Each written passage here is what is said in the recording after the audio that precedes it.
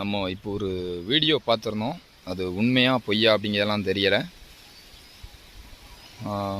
Bill Gates உலக பணக்காரர் எல்லாருக்குமே தெரிஞ்சிருக்கும்.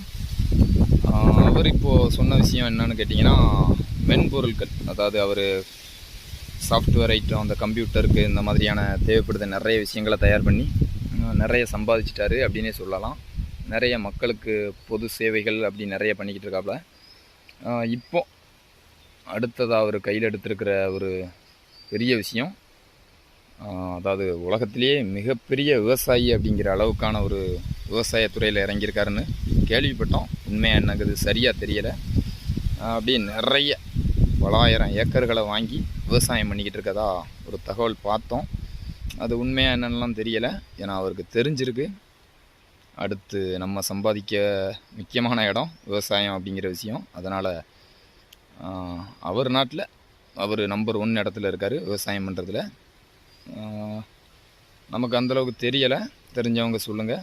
இப்போது பெரிய விவசாயியாக கூட மாறிக்கிட்ட வராரு அப்படிங்கிற மாதிரியாக சொல்லியிருந்தாங்க.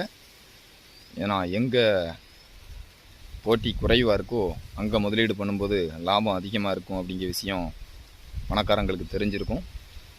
இங்கே இப்போது வேலைக்கு கூட ஆள் பற்றாக்குறை விவசாயத்துக்கு. அதனால் அவங்க எடுக்கிற ஒரு பெரிய முடிவு, விவசாயத்தில் இனிமேல் நல்ல ஒரு லாபம் கிடைக்கும் அப்படிங்கிறத அவங்க தெரிஞ்சு வச்சுருக்காங்க. நம்மளும் ஒரு சில நிறைய நண்பர்கள் போடுற வீடியோ பார்த்து அப்படியே நம்மளோட மதிப்பு நமக்கு புரிய வைக்கிறாங்க.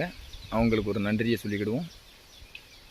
தொடர்ந்து நிறைய விவசாயம் பழகி வைங்க, கட்டாயம் ஒரு நாள் இல்லை ஒரு நாள் கை கொடுக்கும். ஒரு சின்ன தோட்டம் நம்மளோடது. பலாப்பழம் எல்லோரும் அந்த சீசனில் கடையில் போய் வாங்கணும். மாம்பழமும் அதே மாதிரி தான். நம்ம தோட்டத்தில் நமக்கு போக தான் நம்ம மற்றவங்களுக்கு கொடுப்போம் அப்படிங்கிற மாதிரியா நம்மளும் வளர்த்து பாருங்கள். நிறைய நம்ம தேவைக்கு நிறைய பழம், காய், கறி அப்படின்னு சொல்லிட்டு நிறைய சாப்பிட்டுக்கலாம். நிறைய இருக்குது. அடுத்தடுத்த பதிவுகளில் நிறைய சொல்லுவோம். தொடர்ந்து நம்ம வீடியோவை பார்க்குற எல்லாருக்கும் ஒரு நன்றியை சொல்லுவோம். முதல்ல மணிகண்டன், விவசாயி, காக்கநல்லூர்.